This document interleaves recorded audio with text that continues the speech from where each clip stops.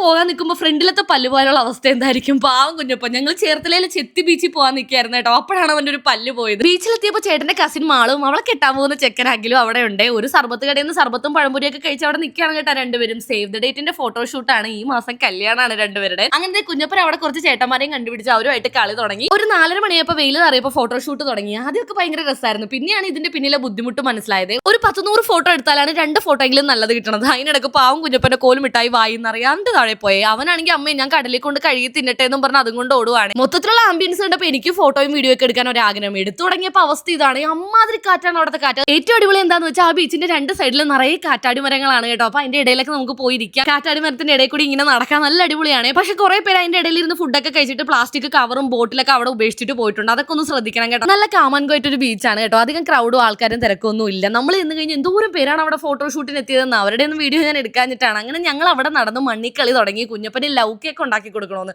അങ്ങനെ ആ മണ്ണ് വെച്ച് ലവ് കേക്ക് ഉണ്ടാക്കി. കുഞ്ഞപ്പൻ അവിടെ എവിടെയോ കിടന്നൊരു പൂ കിട്ടി കേട്ടോ. അപ്പൊ എന്റെ ലവ് കേക്കിന്റെ മോളിൽ കൊണ്ടുവന്ന് അവൻ ആ പൂ വെച്ച് പെട്ടെന്ന് തന്നെ കാറ്റ് വന്ന് പൂ പറന്നു പോയി. കുഞ്ഞപ്പനാണെങ്കിൽ അതിന്റെ പുറകെ ഓടിച്ചെന്ന് അത് പിടിച്ചെടുത്ത് കേട്ടോ. വീഡിയോയുടെ തുടക്കത്തിൽ ഞാൻ പറഞ്ഞില്ലേ 2-3 ചേട്ടന്മാരൊക്കെ ഉണ്ടത്. അവന്മാരൊരു ബോളുമായിട്ട് വന്ന് കുഞ്ഞപ്പനുമായിട്ട് നല്ല കളിയായിരുന്നു കേട്ടോ. നല്ല അടിപൊളി പിള്ളേര്. ഞങ്ങൾ ഒരുപാട് നേരം സംസാരിച്ചിരുന്നു കേട്ടോ അവിടെ. അത് കഴിഞ്ഞതേ നമ്മുടെ കപ്പിൾസ് എത്തി. ഡ്രസ്സെല്ലാം നനഞ്ഞ് കഴിഞ്ഞ് രണ്ടുപേരും ഒരു പരുവായി. അങ്ങനെ ഞങ്ങൾ നേരെ ഫുഡ് കഴിക്കാൻ പോയി കേട്ടോ. പോകാൻ നേരം കുഞ്ഞപ്പൻ ചിറ്റേനെയും ചിറ്റപ്പനെ സോപ്പിട്ട് ഒരു ലൈറ്റ് കളിയുന്ന ടോർച്ചൊക്കെ വാങ്ങിച്ചു കേട്ടോ. അപ്പൊ അത്രയുള്ളൂ.